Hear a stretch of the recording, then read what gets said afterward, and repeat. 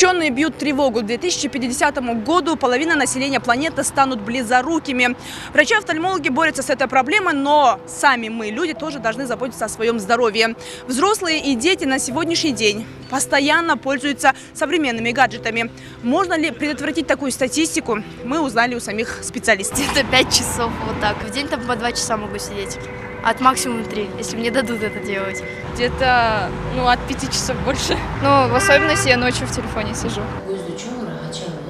Врач-офтальмолог Улжан Базаркулова в день принимает около 10 пациентов. По ее словам, сейчас миопия или по-народному близорукостью страдают дети дошкольного и школьного возрастов. Одна из причин – это чрезмерное использование гаджетов детьми. Когда ребенок с гаджетом сидит час, хотя бы на полчаса, именно на близком расстоянии держит, в это время глазное яблоко как-то напрягают. Глазные мышцы, так называемые цилиарные мышцы, напрягаются. И там отходит зрительный нерв, они сдавливают. В развитых странах плохое зрение практически у каждого второго человека от 25 лет и старше. И вся эта статистика с каждым годом ухудшается. Если раньше активно пользоваться компьютерами молодые люди начали в старших классах или университете, то сейчас уже в 2 года ребенку вручают в руки смартфон с мультфильмами. Сейчас действительно собирается эта статистика, и, в общем-то, она далеко не оптимистично. У нас порядка 30-40% школьников заканчивают школу уже с близорукостью. Это достаточно много.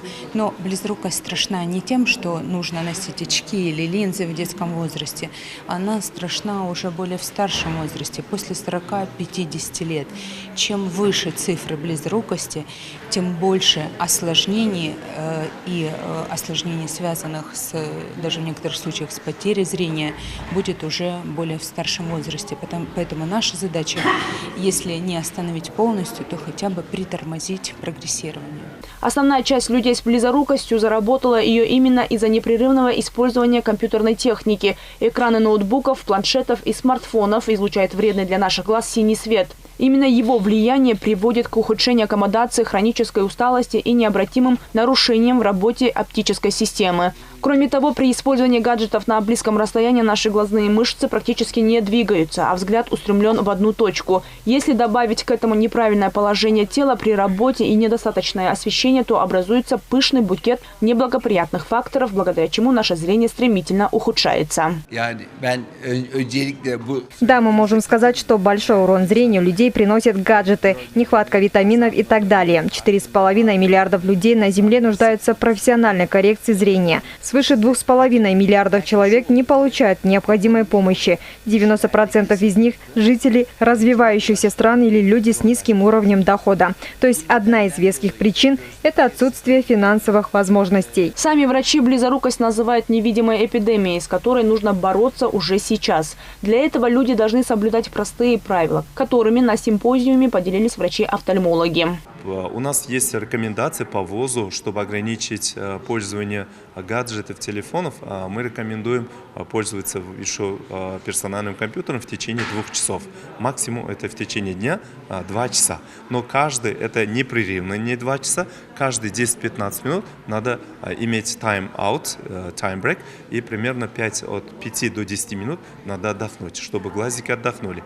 И второе, на глаз после нагрузки дать какой-то отдых в виде массажа, или вдаль смотреть, или на зелени смотреть. Это тоже дает такой эффект, чтобы глазики отдохнули. Проводились совместные исследования, и мы получили катастрофические данные, потому что у детей старших классов процент близорукости составляет в пределах 50-60%.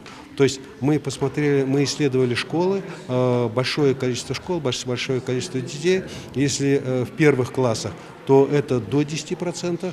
Потом каждый год начинает нарастать. 2 класс, например, там 15%, 3 класс и выше, выше, выше. И к завершению школы наши дети в разных классах по-разному, от 40-50, иногда в некоторых классах до 60% детей уже имеют близорукость. Это и называется пандемия. Генеральный директор одного из медцентров столицы и организатор данного мероприятия Азизбек Эшманбетов рассказал, что на сегодня, помимо близорукости, есть такие такие серьезные глазные заболевания, как катаракта и глаукома. Именно на эти темы врачи-офтальмологи из 10 стран мира подготовили доклады и поделились своим опытом успешного лечения этих болезней.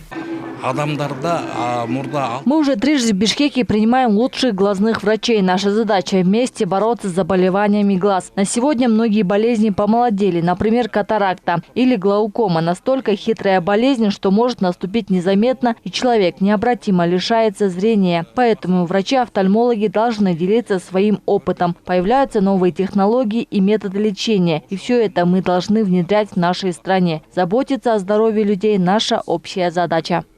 Близорукость на ранней стадии можно исправить с помощью правильно подобранных упражнений, своевременной коррекции и снижения уровня нагрузки на глаза. В детском возрасте это особенно актуально, так как орган зрения находится на стадии развития.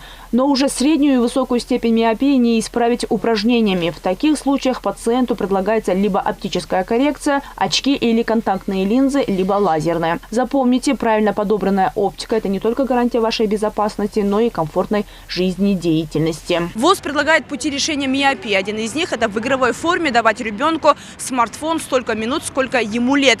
На сегодняшний день около 2 миллиардов людей страдают близорукостью, и 80% из них – это маленькие дети. Рахат Батырбекова, Эльдар Анарбеков, ЛТР, Бишкек.